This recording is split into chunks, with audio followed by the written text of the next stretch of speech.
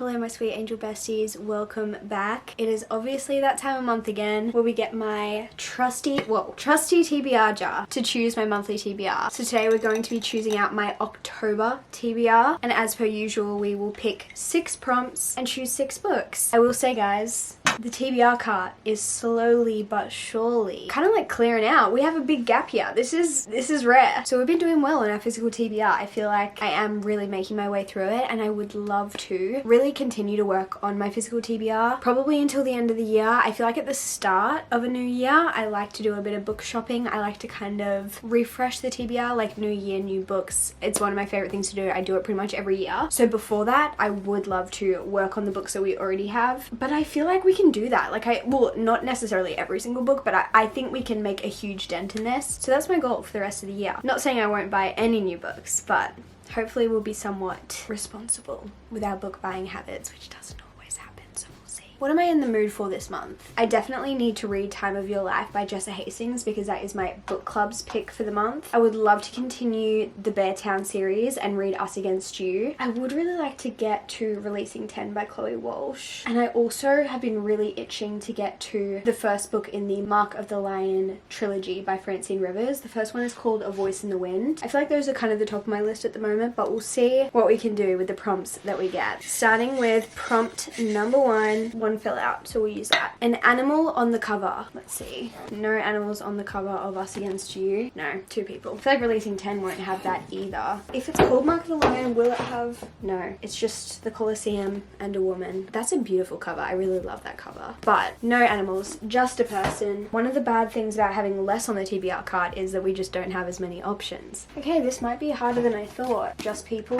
Just people. Oh, okay, we could do the serpent and the wolf. It has a snake kind of going around the sword here. No. Wow, okay. This is harder than I thought. No. We could do summer reading because that does have a little tiny little bird. Nope. Oh, we have a butterfly on the front of this one. No. Okay, these are our 3 options. We have The Story Collector, which I think is either a general fiction or a historical fiction. I think it's like following 2 different timelines. Then we have Summer Reading, which I believe is a romance set in summer with a chef and the library's interim director. This one does sound good. I was saving this one for summer because obviously it's called Summer Reading and I wanted to read it not in winter, but it is starting to get hot here, so maybe. But like, do I want to save it for actual summer? I'm not sure. And then obviously The Serpent and the Wolf. I don't know what this is about. It's a fantasy, I think an adult fantasy. A fake marriage meets enemies to lovers in Rebecca Robinson's steamy, thrilling romantasy debut. This does sound good. I feel like I won't want to read fantasy as much when it actually gets into summer, so maybe I should read this before we get into summer. And this has been on my TBR since last year, so probably should get to this one. I think I'm gonna go for The Serpent and the Wolf. I also don't know if this is the start of a series. It looks it's quite short for a fantasy book. How many pages is it? Just under 350. I have tried to read this before, so it's starting to kind of come back to me. I know that it's like an arranged marriage, I think for political purposes in terms of like aligning 2 different kingdoms, I think. But it looks like the main character and the guy who she is arranged to marry make a deal. The guy kind of says to her, if you help me win the votes to rise in power, then you can go free. It does sound interesting, so hopefully I'll get to that this month. Moving on to prompt number 2. A book that's been on a previous TBR. Honestly, this could be many things. Oh, can it actually? I feel like we've definitely had our Infinite Fates on previous TBRs. Releasing 10 has been on previous TBRs. The Will of Ascension has been. That actually might be it. I feel like maybe The Story Collector has been on one previously. That's actually not as many as I thought. I think I'm gonna go with Releasing 10 actually, because I know for sure that has been on a previous TBR. I have truly been meaning to pick this up for months, literally since it was released. This is the 6th book in the Boys of Tommen series. The series kind of follows different couples in different books. The first 2 are about one couple, the second 2 are about another couple, the 5th one is about another couple, and then this one is about a brand new couple. I feel like these books are ones that you truly do have to experience for yourself to really understand, because they are the most like heartbreaking, heart-wrenching, sad books full of triggering situations and topics, yet they have some of the best found family. They somehow just feel so real. Also, obviously, the books are chunky. They're all very chunky, but they fly by. I don't feel like I've ever read books that are physically this large that feel so short. I feel like when you start these books, you just get in a hole and you just like need to read them. You need to complete them. They just are so incredibly addicting. I feel like these books I would not describe as my taste at all. Like if you were to read them, I feel like they just don't really align with a lot of the books that I love. But for some reason, I love these books and I love these characters. I feel like I just want to protect them because they've all just been through so much. And I feel like I finally do have like the time and the capacity to hopefully be able to read this book and like digest this story. I know it's gonna hurt. A lot of people have told me that, but I feel like I'm ready for that. So we'll see. Fingers crossed I get to this one this month. Prompt number 3. Do I have multiple in my hand right now? I think I do. Okay. The prompt is AI chooses. Who do I want to ask? I could ask Siri. I could ask ChatGPT. I could ask Scout from Fable. I feel like that could be fun. I've been trying to use Fable a little bit more. I'm still trying to get used to it, so I feel like I don't have much to say on it right now. But I know that they have this Fable Scout thing, which is like an AI little friend that can help you choose books. How do I see him? Where is Scout? Okay. Ask Scout.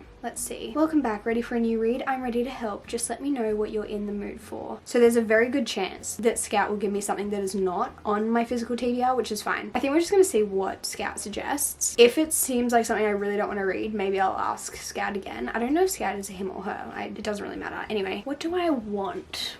What sort of book am I in the mood for? Can you please suggest a fun but heartwarming romance book? Let's see what it says. Here are some books you might be interested. Number 1 is called From the Jump by Lacey Walden. Or we have Rootbound by Tara DeWitt, The Best Thing by Mariana Zapata, The Worst Best Man, Lease on Love, Per My Last Email, One Last Gift, Here With Me. I don't know why, but none of these are standing out to me. I don't know what I'm in the mood for, and maybe that's the issue. A new release. Let's just see what Scout says to that. Can you suggest a new release for me to read? Oh, it looks like Scout doesn't understand what new release means. That's okay. What is a book that is really popular at the moment? I don't know what Scout can and can't. No, okay. Can you suggest general fiction with good found family? Let's see. Ooh, okay. A Far Wilder Magic. I have seen this a lot. It's one of those books that I just keep seeing pop up, so that actually could be a good suggestion. Circe, I'm not interested in. Threads That Bind. Oh, that is actually sitting on my bedside table right now. I probably should add it back to here. I forgot that that was on my bedside table. I've like started it. I've read the first 10 pages, but I haven't continued that yet, so that maybe we should do that. We have The Grace. Ooh, The Grace of Wild Things by Heather Fawcett, I forget how to say that. But this is the author of Emily Wilde. She decides to make a home for herself by running away and offering herself as an apprentice to the witch in the nearby woods. That could be good. Throne of Ashes, Steel Striker, Golden Spoon. I've heard about this as well. The Whispering Door by T.J. Klune. I really like another book by that author, The Magician's Daughter. Okay, I feel like the two that are standing out to me from this list are either Threads That Bind or A Far Wilder Magic. I should just read the one that is already on my physical TBR, shouldn't I? I should. Maybe we'll go get Threads That Bind. Like I mentioned, I did start this the other day and read the first, 15 pages. Nice work. Got up to chapter 2, and honestly I was reading it right before bed, and starting a new fantasy book right before bed when I was already like so tired. It was a bit rough, I'm not gonna lie, because the magic system in this was just a little bit challenging for my half asleep brain to comprehend. So that's kind of why I didn't continue it at that point in time. But it did actually sound really interesting. It was just really challenging my brain at that point, and I'm not sure if it was because I was so tired or not. Part of me would like to think that if I picked it up in the middle of the day, I would not struggle as much with it, but it might just be a little bit of a more complicated magic system because it is a very unique setup. Like in this world, there are threads attached to people for different reasons. So like if they're in love with someone, they have a thread attached to that person that's like a love thread, and I think they have a life thread, which obviously just means they're alive, but there's like a lot of threads attached to these people, but I think only apparently some people can see the threads, and our main character is someone who can see them. No, it actually does sound really interesting because it looks like our main character, I don't know if it's, I think it's EO. I think that's an I and an O. You know how sometimes a capital I looks like a lowercase L, but if it's her name, it has to be capitalized, so it would be EO, right? But yeah, it looks like EO is kind of partnered up with Edie to solve a case. No, it sounds really interesting. Again, this has been on my TBR for so long, so it would be incredible if I could get this off my list. And now Scout is recommending it, and I haven't really used Scout to suggest books for me before, but maybe Scout really knows their stuff. Scout might have really great recommendations. I don't know. I'm gonna put this on the TBR. Moving on to prompt number 4. A book with a map. So it's probably gotta be a fantasy book. Let's just see if this book...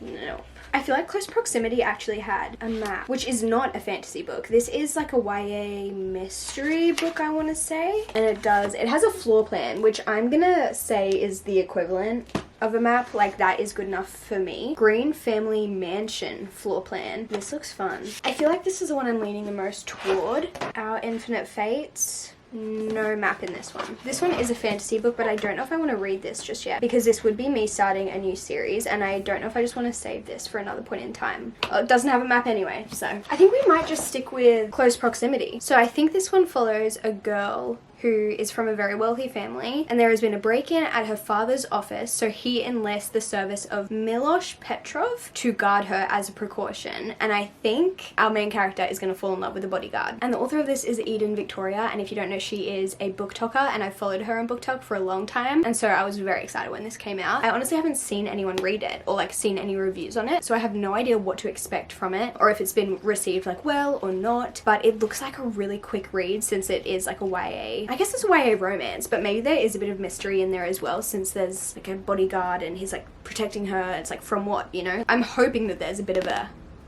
mystery situation going on. It does say on the back a thrilling bodyguard romance. Thrilling. So surely there's something mysterious or thrilling in it.